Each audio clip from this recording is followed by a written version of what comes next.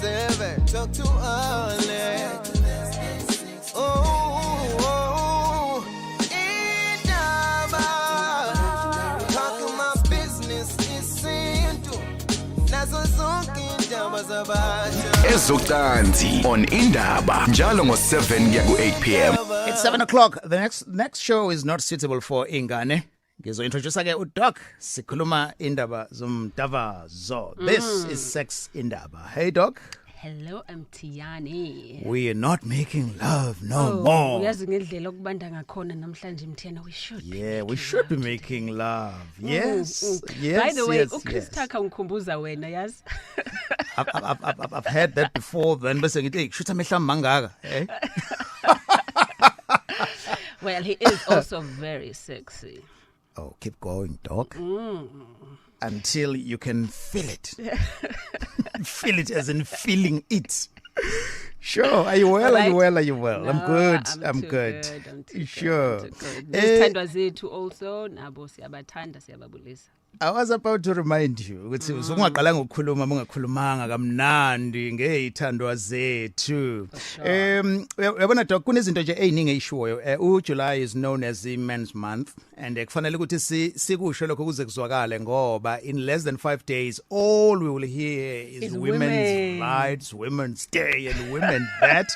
So in fact, the topic yethu namhlanje much is about men, Yes. but it's a conversation for ladies. Namhlanje we will discuss the next topic with abantu besifazana dokotela. Ekutheni kunezinto eziningi ulimi. We always say kufanele ukuthi ubheke indlela okhuluma ngayo. Communication is key. You always advise us. But kunendlela abantu besifazane abangayazi yo communicator engenza omkhulu monakalo by ukwehlisa isithunzi somuntu wakhe wesilisa. Sure. Nanokwenza agcine engasazethembi yena. Abantu besifazane abakwazi ukunaka lokho ekakhulukazi abantu besilisa abamnyama dokotela, right? So namhlanje sikhuluma ngayo ke leyo nto. Things you must avoid, things okungamele ukuthi uzenze uma ucommunicator noma uhlala ungazisho ezithinta abantu besilisa. Mhlambe kuyiqala nje Doc. Yes. Iningi le depression kubantu besilisa in relationships libangelwa yini in most cases? Is it finance? Is it women? Or is it abanye abantu besilisa as well? Because at some point we need to find out ukuthi commonly who cause a problem kubantu besilisa abaze babe depressed. You know, ngicishe ngakuphendula ngenye indlela but mhlawumbe kufanele ngikuphendule ngendlela you know, civilized.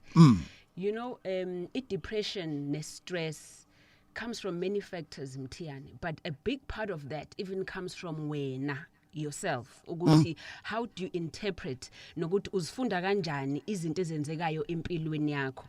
Now as men society expect ukuthi umuntu wesilisa kumele abe financially able, umuntu wesilisa kumele kube uyena okwazi ukugculisa umuntu wesifazane embedeni, umuntu wesilisa kunento eziningi that umuntu wesilisa kumele abe yilento. In fact even my colleagues at 12 bathi indoda ayikhali. Exactly. So manje do you realize zonke lezo zinto ziyamsuppressa umuntu wesilisa ukuthi angakwazi nokuexpressa ukuthi asho nezinto ezimhlukumezayo yena ngoba kufanele abe indoda manje kwayena protect isithunzi sakhe njengendoda kanti uthola ukuthi abused at the same time.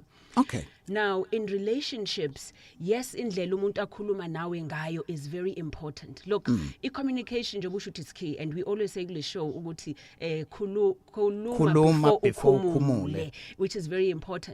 Now we in society senze mistakes ukuthi sazi ukuthi umuntu okuyena responsible lokucansini umuntu wesilisa kanti that's not the case. Nawe umuntu wesifazane you are responsible even for your own enjoyment, but also nawe awukumsukele nje umuntu wakho umqale wena umbonise ukuthi nawe you've got feelings ngaye, but also ubonise nokumenjoya ngesikhathi enza into kuwena ubonise ukuthi imnandi lento ayenzayo, you know, ungaloku uzibambile. But your words are key kumuntu wesilisa. Ngomuntu wesilisa I generally say to my women, yazi umuntu wesilisa ufana ne firstborn yakho yengane who always wants reassurance. Really? You know, yeah, ngithi kubantu besifazana I say that.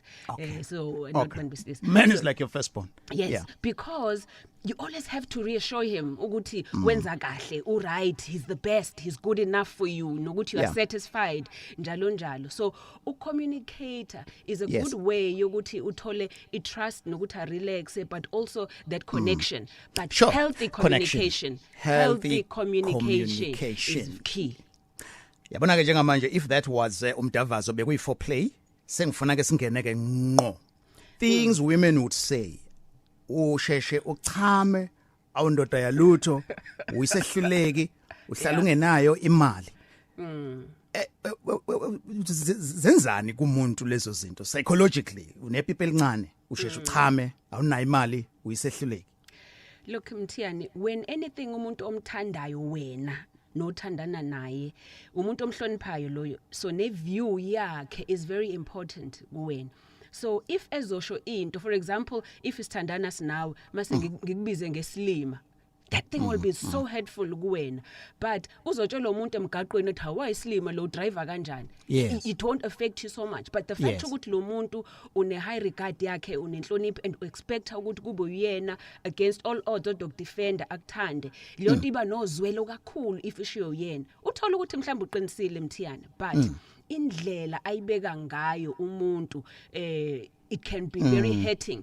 Now the problem with that is uthola ukuthi umuntu ukhuluma nawe namhlanje kanti akakhuluma ngalento yenze namhlanje, ukhuluma ngegrudge yento endalo owayenza and hidden anger, usethola opportunity manje yokuthi asho something to hurt you or yokuthi kuphoxe or ikwenze ufeel small.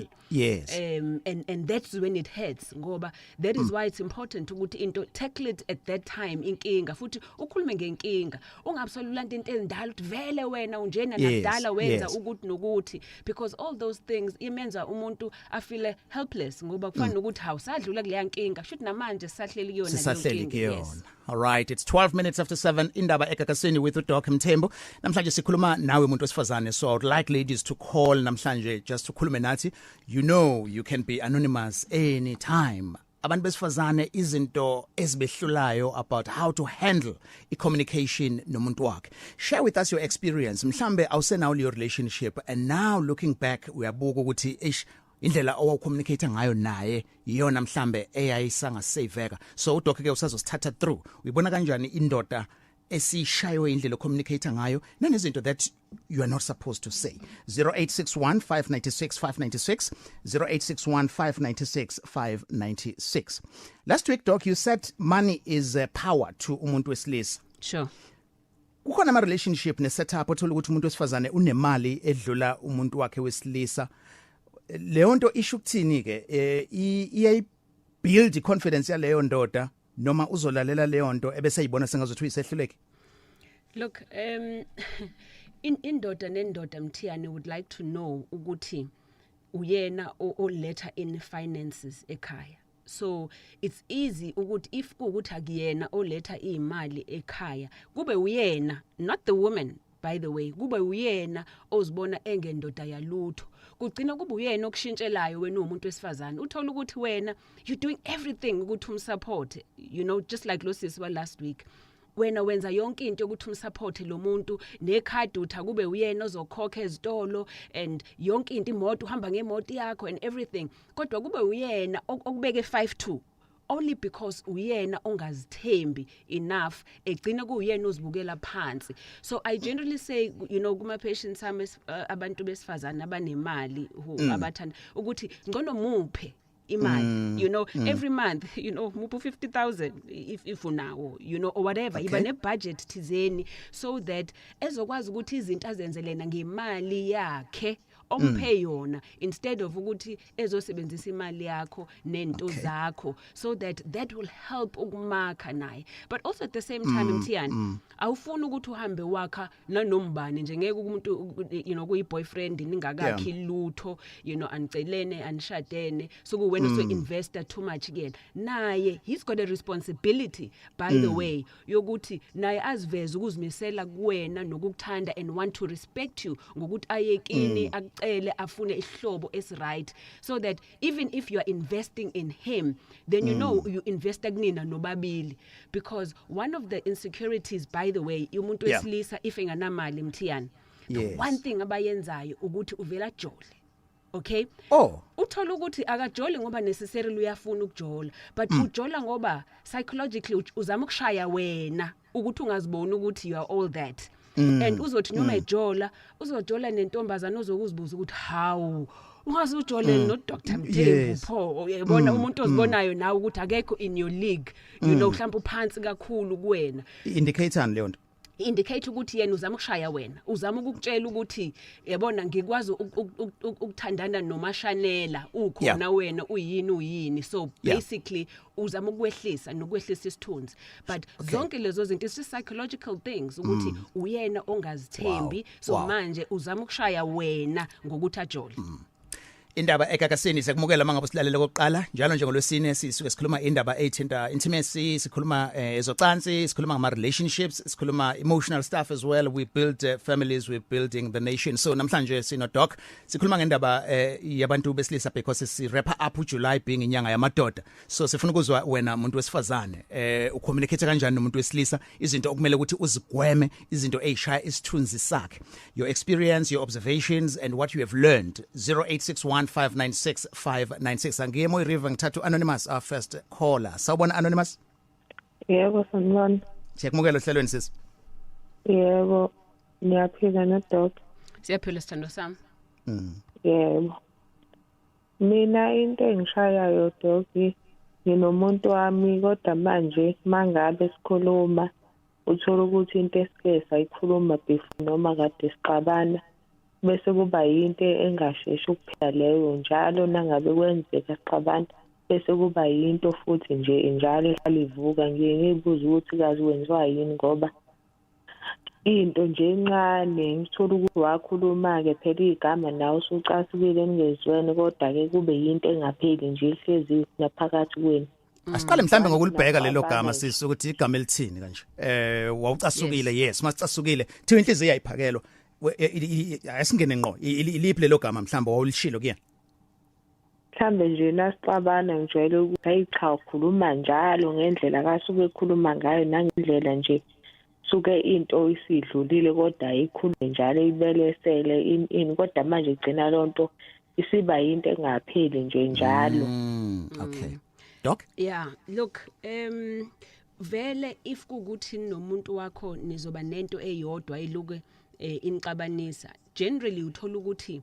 mhlawumbe yena uciko ukuthi ivoice yakho uyayiphakamisa ukukhuluma naye now generally most men babona ukuthi uma uphakamisa izwi then uyamchallenge already that's a challenge even if wena ukuphamiseni kwakho izwi mhlawumbe ukhuluma kakhulu vele or uzama ukucacisa into but once wazama ukuraise ivoice yakho above eyakhe automatically so uyiwo leyo so uyamchallenge you know kumuntu wesilisa so already siyamkhipha leyo nto kwi-frame mind ukuthi akakuprotect wena nokuthi umuntu wesifazane njalo so that just be careful ukuthi if ivoice yakho regardless of amagama musu ukhuluma naye futhi angathi ukhuluma ngento ukhuluma nento always sometimes even if umuntu ukhuluma naye both male and female by the way even if umuntu ukhuluma naye zama ukuthi qala ungamphenduli more angry because ianger icreator any anger kufanele kube khona ozokwehlisa ehlele nganeno lapho ngoba it's important ukuthi noma niqabana kube khona ozolalela also ngoba egcineni noma niqabana the aim is not to hurt each other but the aim ukuthi ni resolve lenkinga so mhlawumbe wena ukudinga ukuthi wehlele nganeno wehlele ngenzansi so that umnikeze ichance yokuthi akhulume but nawe uzama ukuthi wehlise itone yakho yevoice ngoba even if lokusho kancane nje ukuthi cha baba kunjalo you know cha mvelas uyabona uyamstopha in the tracks lapho but if uzothi nawe uyabona uveza akhuphuke naye eleqhubekile so yezwa anonymous yebo ngiyeza but ne timing yakho yokuthi how do you solve your problem is very important uyabona Yeah. okunye myeke ngaleso sikhathi mase later usumphakelile ukudla kwakhe kahle ngisho ukudla lokweplate Yes. seni you know Yeah, bese edlile kahle yeah. Wasutha. Right. Yes. Mase udlala naye ukuthi babakhe kunento ebengicela ukuthi sikhulume. Ukuthi use right naye usebhodlile wathetha if needs be. Yeah. Then umshange strategy most of the time, you know, umuntu wesilisa. Then usho ukuthi uyazi ngalesa sikhathi angithandanga ngendlela okhulume ngayo kumina ngesikhathi uthi kanje. Futhi ungayisho into angayishongo. Isho lokho akushilo angithandanga ukuthi kanje ngoba kungenze ngafila kanje. Ungamkhombi ukuthi yabona wenza kanjena wrong. No, don't do that, but talk about you. Okay. Ngiyabonga ngiyazwa Dr. Okay, All baby right. girl, No, good luck. Siyabonga kakhulu sisi. Good luck. Nathi sisho njalo. It's 20 after 7 indaba eGagasini. Asiqhubeke taking calls. Sikhuluma namhlanje nabantu besifazane. Yini oyishaya wrong mase kuza communication nomuntu wesilisa and ukhuluma kabi kuye kwenzani kuye kungayibulala kanjani relationship. Izinto ongazenza ukuze qonde nezinto ngamele uzenze as well. It's 1921 indaba eGagasini.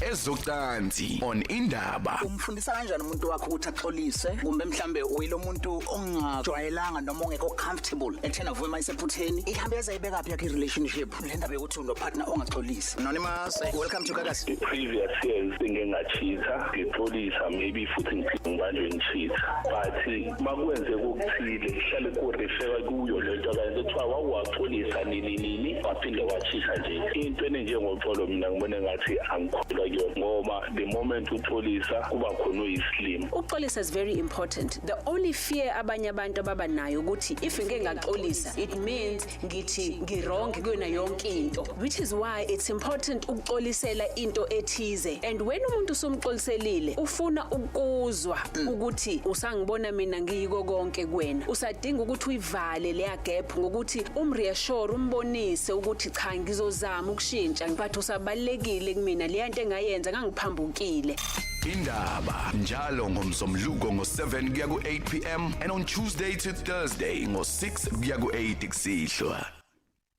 Leli hlelo ngakwazi ukuthi uthole ama videos alo mongaya ku YouTube yeGagasi FM and you can also search under Sex with Dr. Mthembu. Ama videos alolu hlelo nezinye inhlelo esike sazenza previously, right? 0861 596 Kafishane nje doc before ngiye ku Anonymous I can see inqwaba yosisi abafunayo because the show is about them as we wrap up in Men's Month, so we need to siza abantu besifazane because this is about them.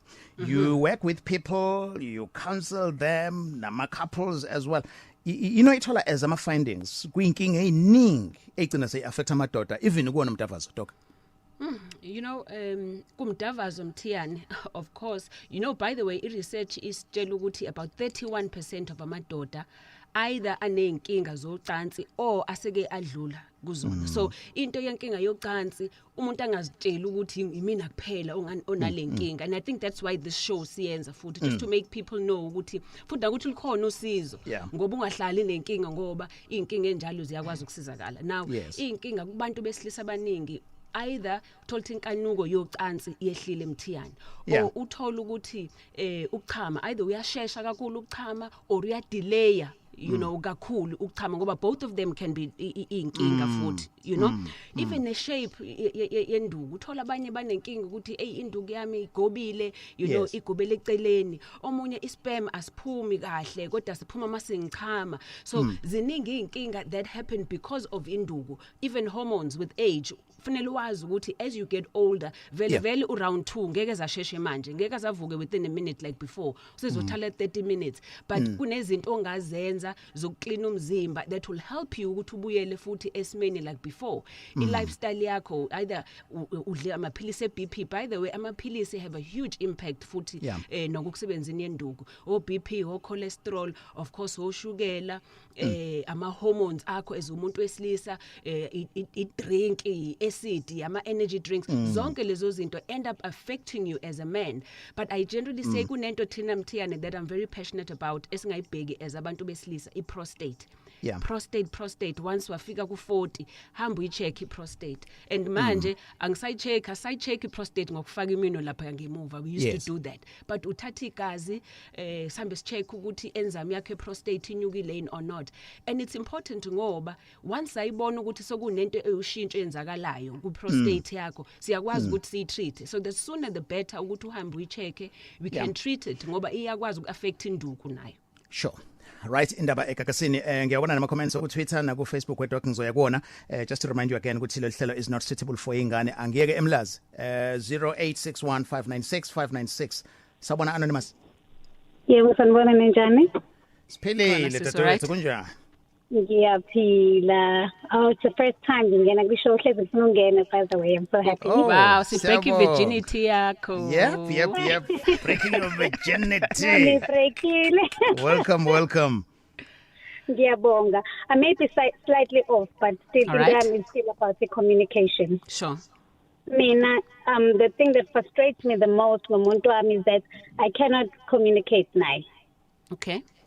Like nje even no matter how serious into ngifuna ukuyikhuluma naye sometimes it just end up being he's a person vele oyithanda ama sex talk and stuff but every time I think we are avoid even serious conversations that we should have avoiding ukuthi angiloke ngidlalisa and just sweet talking me into everything but when it comes to real issues about our relationship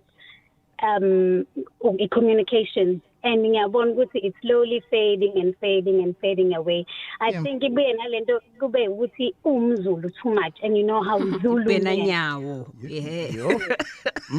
Yeah. He's a real Zulu guy nje. So from Mkhulule so nje. Like I sometimes struggle kwangempela in terms of communicate and I really can't get through but ngiyabona ukuthi that is the initial thing that's going to end up breaking our relationship. Yeah. Doc. Look, I think number one you need to wena ngoba you know good communication is your problem. Ukuthi ukumhlalise phansi ucela meeting naye even if kuleyo meeting uyamcela ukuthi akakulalele nje kuphela if ukuthi akekho comfortable ukuthi akhulume but umenze aware ukuthi kubaleke kanjani kuwena and kangakanani ukuthi nikwazi ukuthi nikhulume ngeenkinga zenu. Now if uthi wena uyibhena nyawo actually mina lokho uthe wena umuntu umZulu umZulu lalelo mthiyane ngizofike ngishaywe ekhaya yeah umZulu yes no but if uthi uleyo nhlobo econservative now you know abantu abanjalo aba conservative abantu ababona ukuthi hey into eziningi awukukhuluma ngezinto zasekameleni wenzane ekameleni kwenza into zasekameleni zivaleleke khona kugcine lapho and it's important ukuthi umenze afeel comfortable enough nawe ukuthi you respect him nokuthi izinto enizobe nizikhuluma zenu zekamelo akuyona into uzohamba uyikhulume nodade wenu or nabangani bakho njalo but it's strictly nawe uzoyivalela kube into yenu yasekameleni but he needs to feel comfortable enough. Abanye abantu we say they've got a passive aggressive personality uthola ukuthi uya avoida ukuthi abhekane nenkinga leyo uzolekenza ama jokes noma uthi akhuluma naye ashaya ijoke hayi sobe sikhulume njalo that is a fear on its own. Ungathola ukuthi kune fear thizeni anayo mhlambe une fear yokukuluza futhi ukuthi mhlambe musufuna ukukhuluma into eziserious uzomtshela about how you're not happy with him kanti he's a bit insecure. So try when umuntu wakho uyamazi the most try and find a way where he's most relaxed ozokwazi ukuthi kancane ukhulume naye without judging him without making him ukuthi azi or ungamtsheli ukuthi akekho good with communication but teach him kancane teach him write him little notes ukuthi noma yini uzofunda le note ukuthi uthi send SMSs ayamade kakhulu futhi ajajayo but just talk about your feelings wena. Yes. Okay. Thank you so much. Ngiyabonga. Okay baby girl, good luck. Siyabonga. Sure. Kwi Facebook page indaba with Alex hashtag esisebenzisayo ithi ke ezocansi na ku Twitter as well. uMangalonde uthi ayikho into ongenzela abantu besilisa aba appreciating ngisho suwenza kahle. And then bese kuzoba khona another comment kugulethe Mdladla. Love and respect, trust me. Emdlalisa ubaba umfide ndawo zonke. Say communication leyo. And then bese kuzoba ke no osinothando omunye umuntu wesifazane. Communication leyo, yeah. Yeah. uthi usinothando, men are very complex, and I had to call my other brother of mine to try and understand ukuthi kanti ingqondo yomuntu wesilisa isebenza kanjani. Okay. And uthando kuhle, othandweni you communicate nomuntu wakho if kukhona where he is lacking. Instead of going uyofuna leyo nto somewhere else, I once made my partner listen to this show on a Thursday because I wanted to address something, but ngangisaba ukuthi it might bruise his ego as a man. In fact, we both listened to it and kwakhulunywa about something esasinenkinga ngayo. Sasizakala without me embarrassing him kanjalo. Okay. Wow. Yes. You know, Alex, irrespect ne, it's key. And neBhayibheli yasho njalo ukuthi nomhloniphe indoda yakho yena kuthanda. And believe you me, it becomes exactly like that. Once upartner wakho efila ukuthi wena uyamrespecta ngayo yonke indlela, kwesikhathi noma azi ukuthi hey ngibuye ngimbhubele lo mfazi ngikhulume kabi kodwa vela azithobe, that alone uthi maseseyedwa ashayo nembeza abuye kube uyena ozoxolisa kuwena instead of you demanding ukuthi axolise. But uyamazi njalo umuntu wakho, obviously nawe ungabi abused, ungamdedeli akabuse, but have a certain element of ukuthi azizwe ehloniphekile. That way he'll still do everything you need anyway, and you'll still win just because when umnikeze lento ayidingayo the most ukuthi azizwe ehloniphekile. Right, i-conversation yethu namhlanje dokotela usithatha through izinto kumele uzenze ucommunicate ngendlela kumuntu wesilisa ngoba asifani ngendlela yethu. Anonymous eThekwini sabona. Hello guys, I'm also breaking my virginity today. Welcome home, Siyabonga. Welcome. I always listen to the show. Yeah. But I was touched by what you guys are speaking about today. I'm a newlywed. I've got 1 year in marriage or so. And for me, what you're talking about in terms of communication, I understand, but I just want to make a comment in terms of the fact that all that I'm listening to is how we should cushion men, whereas we experience maybe the communication not being good or the anger that we would face, or any verbal abuse or anything like that we would experience in those situations. What I'm getting from the topic is that we should cushion.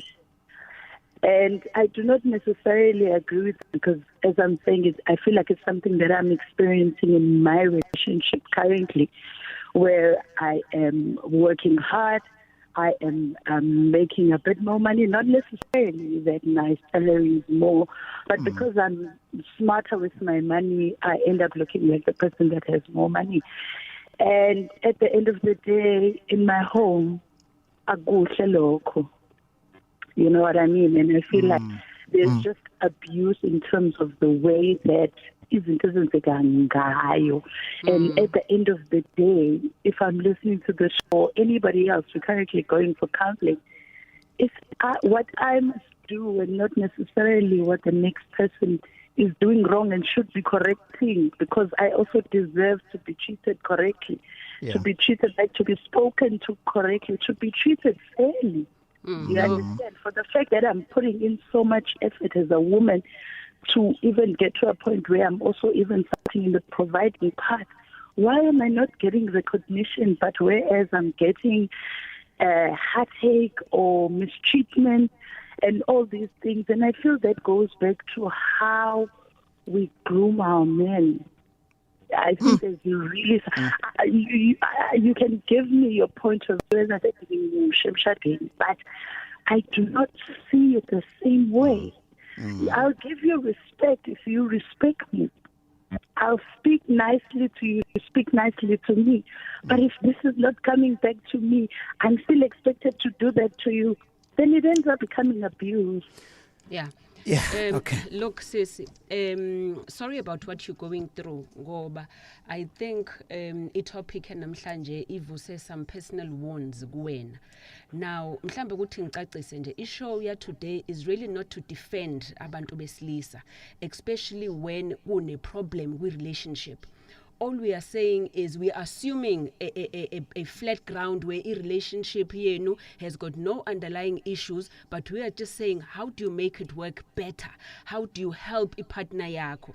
But now when uzanama issues, njoba ngishilo earlier, of course don't allow yourself to be abused, so as a woman, logo esikhuluma ngako today is just ways ngingasho ukuthi to spice up your relationship and how to communicate ngendlela so that there's a way forward with relationship yakho. But if there's already a problem, then it goes deeper than the advice we are giving you. Ngoba there has to be the problem that needs to be dealt with eqaleni. Kuwena you've got issues zemali zokuthi wena you're making money more than husband yakho and you feel ukuthi because you are making more money than him so uthathe irole yakhe ne responsibility yakhe and you feel ukuthi indoda yakho should appreciate you and treat you differently just because wena so uthathe irresponsibility yakhe. So even when he talks to you, either njoba dishile eqaleni mhlambe he talks to you that way because he's intimidated by having a strong woman like you. The clever thing I would advise ukuthi I would say mhlambe try and understand ukuthi he feels intimidated and how do you nurse his ego also. But if you are already feeling abused by that, then that's already a problem and it falls on a totally different level to the topic esikhuluma ngayo namhlanje ngoba it's not about every relationship enenkinga. Sikhuluma nje about improving your relationship under under general. General. How do you just communicate under general nomuntu wakho, not if ukuthi sokunenkinga njenga nawe, of which I really believe ukuthi you actually nobabili you need some kind of counseling so that nambe ngizosuggesta leyo ekutheni since lo mshado semusha iseningena bana counseling. Yes, we're currently undergoing counseling. Khona improvement? Not as yet. Yeah, you know what I think, sis, just from hearing ngikhuluma nawe, there's a lot of expectations. Kunezinto wena ozi-expectayo and possibly naye kunezinto azi-expectayo so that umshado wenu ukwazi ukuthi uye forward. Just be careful. In marriage uma isayintsha kanje i1 year, vele kusanabantu abaningi nabangafuni nangenhliziyo nje hayi nangomuthi. So be careful not to fall into that trap of wanting to give up kuba sengathi umshado ukusebenzeli. There's a reason why you got married. But somewhere ku relationship kukhona kumele azihlise.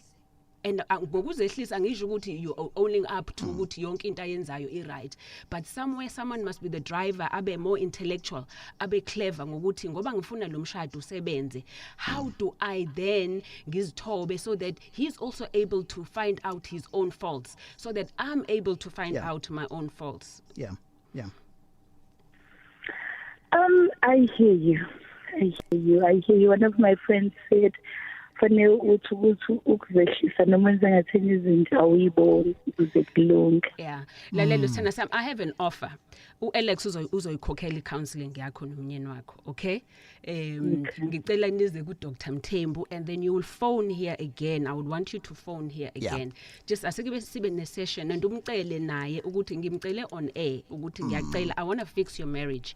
Please asike hlangane sibe ne counseling thina and then after that session you can phone back on air usitshela ukuthi how are you feeling even about your marriage.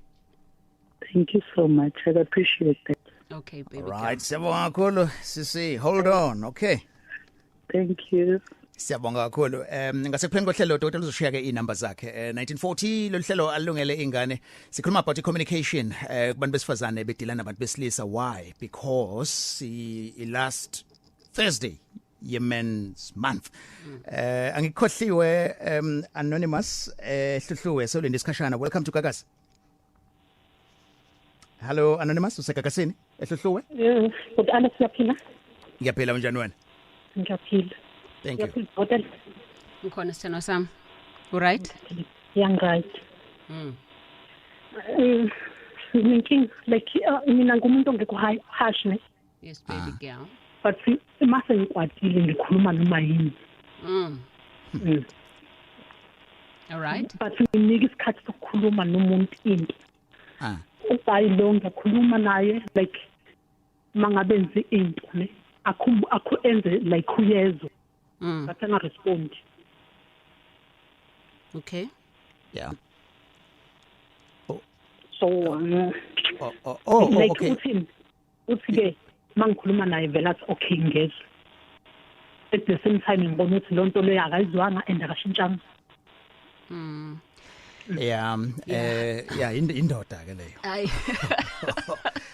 Typical. No. Yeah. Look, by the way, ave kubora ukuthi ube nendoda ukuthi ngesikhathi wena ufuna ukukhuluma ngoba umuntu wesifazane mase efuna ukukhuluma mthiyana usuke efuna ukukhuluma efuna nawe ukuthi ukhulume back so that ezokhipha lento ayifeel ayo ngaphakathi so that efeel better.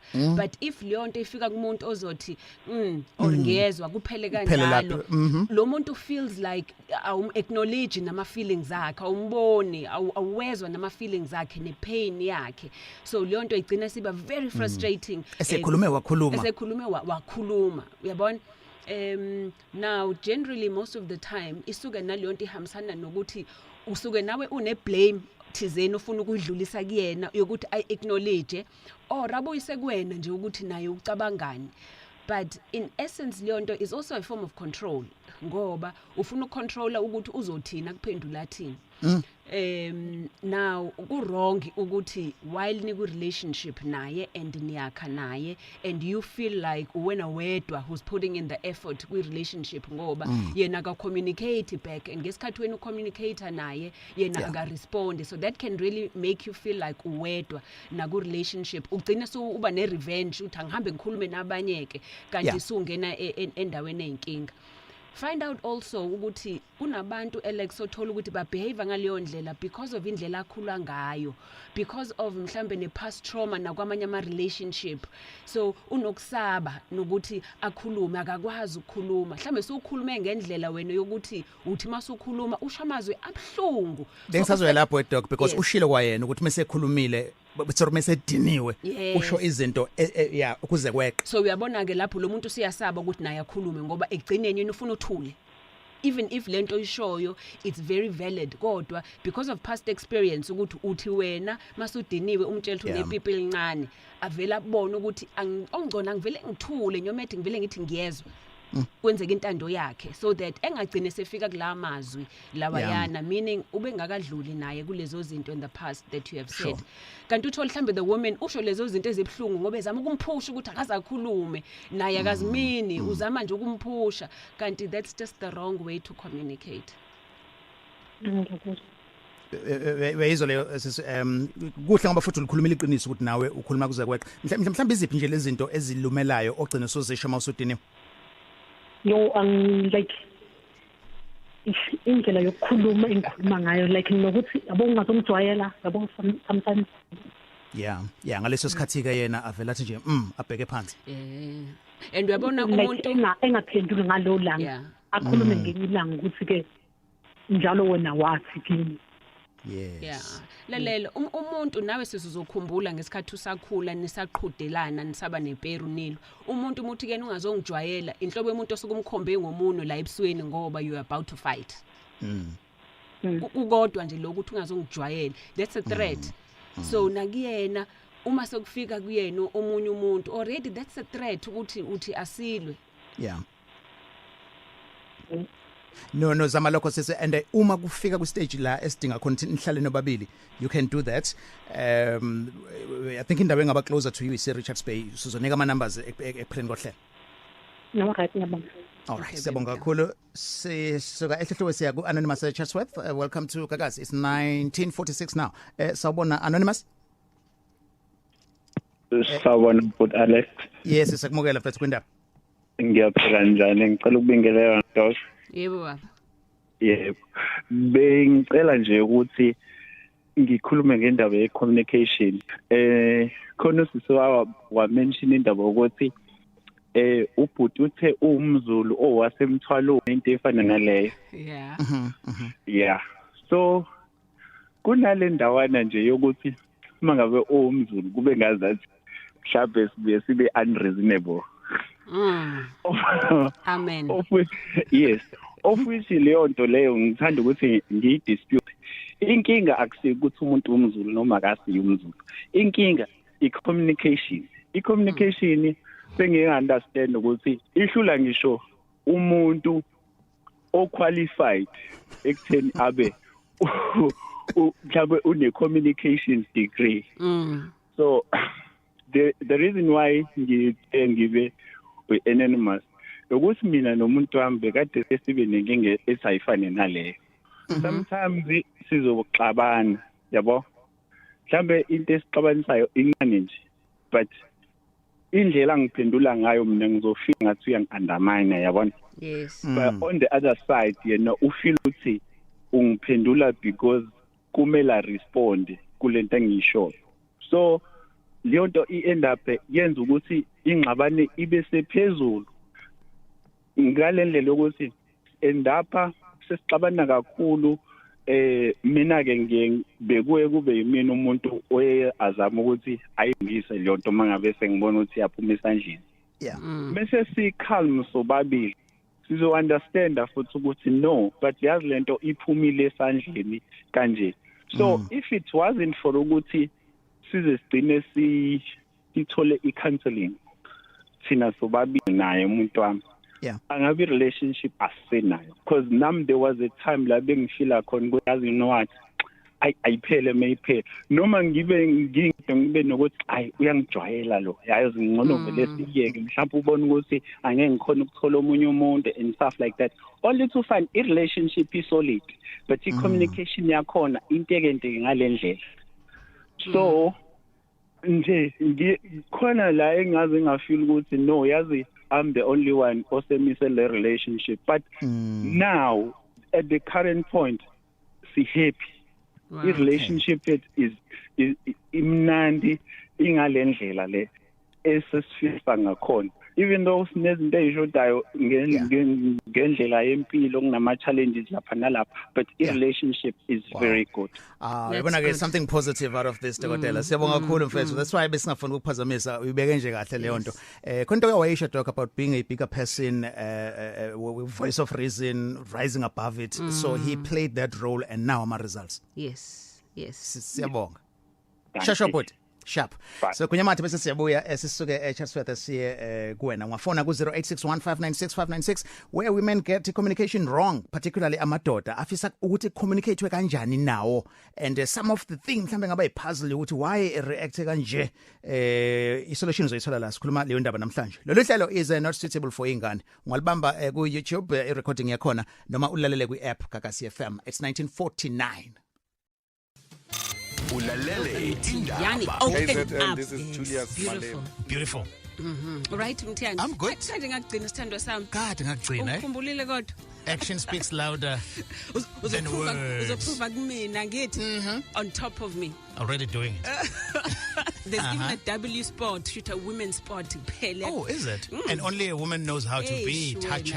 Also play games. Yazi Mthiyani, it's so nice ukuthi nifundisane ngokudlala ama games. Nizoke nibe ne meeting ngocansi. Yes. Kungakonke niyalenza at that time. But just have a meeting. Uma uthanda ufuna ukuthi uqhubeke kahle kufanele ukuthi ukhwezele njengomlilo ungayiyeki izikhuni zihlehle salisoyisho uyibasela njengomlilo iqhubeke ibheke phambili kufuneka senze njalo baba Mthiyani Ezocansi on indaba njalo ngo7 kuya ku8 p.m. 6th annual Gagasi FM Shiro Awards la celebrate khona KZN women abama trail blazers. It's on again njoba sibheke ku August makhona iShiro who's doing extraordinary work kwi field yabo ngaba community. Please nominate that person. Kunama categories nje amaningi uzothola iform ku website yethu gagasiworld.co.za. Ikhona ngana email shiro@gagasi995.co.za. Ama final nominees ke siyo announce ku the uprising, hangouts, midday connection, Gagasi Drive and here on Indaba ngomhla ka19. So you have 3 weeks to do that and ama nominations zakho ke ungawenza bese ke uyalalela ukubheka ukuthi umuntu omnominatile uyaqualify yini. In fact nawe ungazi nominator wena mangabe ubona ngempela ukuthi wena you work hard when wenza kwehlukile kunokujwayelekile but akekho umuntu okubonayo, by all means you can uzinominate. Ama Gagasi FM Shiro Awards esi6 kulonyaka phakama mbokoto kunama T's ke and C's ungaya ku gagasiworld.co.za noma ku app yethu ku Gagasi FM. Indaba with Alex Mthiane. Abantu basebenzisa izinto eziningi to up game yabo la kwezomdavazo. Uzokuthiwa ama drinks lawa ane acid uphuza yona ayiqoqa. Abanye bezokutshela indaba ye-mail and then uzofakwa nezinto ezishisayo njalo njalo. Do those things esisebenzisayo zingena prescription worth? Ngesikhathi uchatha Mthiyane, the minute waqala ukucleana ithumbu lakho ngaphakathi kuningi izinto ezivele zibe right ngempela. Hayi ngoba kuukuthi umuthi othize uthathe kubani amanzi nje ewodwa ngoba akwazi ukuthi afike lapho ayicleane le ndawo then kuyavuka endaweni ezithize. Once umuntu eqala echatha amanzi edlula lapho over and over kuleyo ndawo sekuyaqala usecleana nesidoda sakho seqala ucleana izinso then iqolo siliyaluleka. So the more ucleana ngaphakathi then you end up uriche ezinye indawo. Ulalele Indaba with Alex Mthiane on Gagasi FM. Indaba eGagasini ngiku 0861596596 asiye eClermont sabona anonymous. Yebo unjani? Si right wena unjani? Ngiyaphila. Thank you. Inkinga enginayo mina umuntu engifanayo sakwazi umxolelo. Njalo uyaxolisa uyajola izoba noma wengane futhi eceleni nami ngizoba noma wengane. Angisakwazi nje ukuphila naye kodwa ngiyamthanda. Kodwa uyamthanda. Yeah. Bona ke dokotela. Nansi inkinga. Uhlalenza amaphutha njalo amxolele. And leyo nto it informs anger ekhona kodwa uyamthanda. I think the most important thing ayishilo sis ukuthi uyamthanda. Okay? Angakushongo nje ukuthi ngimthanda enjalo because iqiniso ukuthi lo body has been doing the same thing over and over kodwa lokuphindela kuyena. Sometimes maybe there comes a point empilweni yakho where you have to accept ukuthi into inje. Very likely ukuthi if lo muntu kade yenza lento kuwena and you are still staying kunento and you need to figure out ukuthi yini lento wena kwenza ukuthi uhlale. It might be something a positive but also it might be something negative, of which if kuukuthi into positive le kwenza ukuthi uhlale then lokho kunya kwenzayo kusho ukuthi kusinda ngaphezulu kwalento akunikeza yona, so unjabulo akunikeza yona is better than ipain akunikeza yona. However, if into ekwenza uphinde kuyena mhlawumbe into negative, then you need help and counseling to get out of the relationship. Into as negative engazisho uthola ukuthi su abuseke ngendlela yokuthi usuzibona ngathi ikufanele lento ayenzayo kuwena. Uthola ukuthi mhlawumbe even noma usayingane wanyukubezwa wadlwengulwa, so you feel ukuthi yonke into ayenza kuwena uyayideserve and you don't deserve uthando olungcono. You need to first find out ukuthi yini le wena ekwenza ukuthi uthi uyamthanda nokuthi ekwenza ukuthi uhlale naye, so that uzoyiweya ukuthi sekuyilento ke ayiphethe ngiyithandayo sengiwena naloko wrong akwenzayo okupho okusindayo ngaphezulu kuwo. Yeah. Futhi sihlala sothi yabo mina lama ngiyakhomithi uyafika lapha endlini azongichomela ukuthi ngizoba namawele la endlini la umithi yabo nje shayane. Lelo sisi mina the way engibona ngayo umjitha kanhloniphi noyithu, okay? And mhlawumbe if kukuthi akakuhloniphi nawe, you need to think for yourself ukuthi yini into ezokwenza ufile loved and respected nento oyidingayo. Sometimes ukulwa nokubanga nomuntu kuyakwenza uhlale kanti uhlaliswe hayi uthando, uzitshela ukuthi wena uhleli ngenxa yothando kanti uhlele ngenxa yempi. You know, uyalwa ufuna ukuluza, that is why uhleli naye. But kuyona yonke into ayenzayo ubhuti, either he must speak straight uzonithatha nobabili enze isithembu kodwa enze ngendlela kufanele enze ngayo, kodwa angayenzi le ndaba ukuthi siniyashayana nina nimeet nobabili ngoba siniabusana nodwa nobabili manje. And I really think ukuthi wena you need counseling to figure out ukuthi yini wena oyifunayo, khohlwa uyena uyakubonisa ukuthi ufunani, wena yini wena oyifunayo. Yeah, and then uzothatha le number wena sisi khona manje udinga isikhathi esanele nje so that uzobhodla kahle uthathe decision right. Okay. Sifusela inhlanhla ma. Sisivala ke ukuthi sithathe nama voice notes akho as well. Let's go to them. Gagasi. Sanibonani, igama lami nguHlengiwe Faith, ngisuka eNanda kodwa ngokuhlala sengihlala eNew York. Ngafika kuDr Mthembu nginenkinga yokuthi bese ngiphelelwe imizwa yocansi, ngibe ngingasalenzi nje ucansi nomkhwenyana wami, so lokho bese kuyinkinga enkulu kabi. Ngafika kuDr Mthembu ngathola ukusizakala. Uhlelo lolu ngiyalalela kwi-app yeGagasi phesheya kumina isikhathi kuseku1 emini, ngiyacabanga la kuyintambama kodwa nje noma ngisemsebenzini noma abe u1 nje ngizinikeza isikhathi ukuthi ngihlale ngilalele uhlelo lwenu, lumnandi kakhulu, ngiyabonga. Wow, thank you. Njani Emedilution ngasizakala, ama-back pains awasekho and i-process yomi yoku-lose weight iyashesha. All right, siyabonga. Okay, sebingelela lapho. Yes, in New York. Sure, Yes. siyabonga kakhulu, siyabonga. Yes. Right, we've come to the end of ishow yethu namhlanje. Ngiyazi ukuthi bekade inzima kodwa nawe umuntu wesilisa much as bekwabantu besifazana bebekhuluma, I hope khona okufundile wakuthola and uzokwenza kulama stories and kubhlungu the pain esizwisana yona men and women. Yeah, absolutely. And also Mthiyane, just ukuthi stress ukuthi kule show akekho umuntu esizama ukumehlisa, but at the end of the day sifuna ukuthi ni understandwane ubulili nobunye so that sothola i-platform right yokuthi sikwazi ukuqhuba imshado yethu nemndeni yethu, ngoba that's the core of our show, ukuthi sakhe not ukuthi sidibhize. Yes, your numbers, Doc? Dr Mthembu se Medilution, sise Richards Bay, sikhona futhi nase Hillcrest. Inumber yethu ithi 031-765-8475. Ngizoyiphinda futhi 031-765-8475. Richards Bay ngiyayazi Mthiyane 035-760-1569. Siyachatha siyaqhuma silungisa imndeni, induku, isinya, inkinga nje awuthwelethi, nenkinga yekhanda, iqolo, konke lokho. Kodwa nama past videos uzokwazi ukuthi wathole nayo le ku Sex Talk with uDr Mthembu kanye futhi akhona kwiGagasi. Siyabonga kakhulu Dr Mthembu bekade nathi namhlanje. We do this every Thursday from 7 to 8. Njengoba usho ke ungawathola lawo shows. Thanks to the production team, Mr Sphelele Nzuza kanye ke no DJ Flair. Ulep no Portia bazokubamba kwi GMS Gagasi Music Session. Freaky Thursday, Doc. Freaky, let's get the freak on. Ngiyazi besikhuluma ngento kodwa sike sijabulisane nje nawe baba wenze show ukuthi today umama umenza kunama sports la ubuso wakho ohliwe nawe just so that azizwe ukuthi nginendoda man. Awu bengitho mina mawuthi nawe baba. Suka bubunandi. Bye. Indaba special open line on Mondays at 7. Talk to Arlen.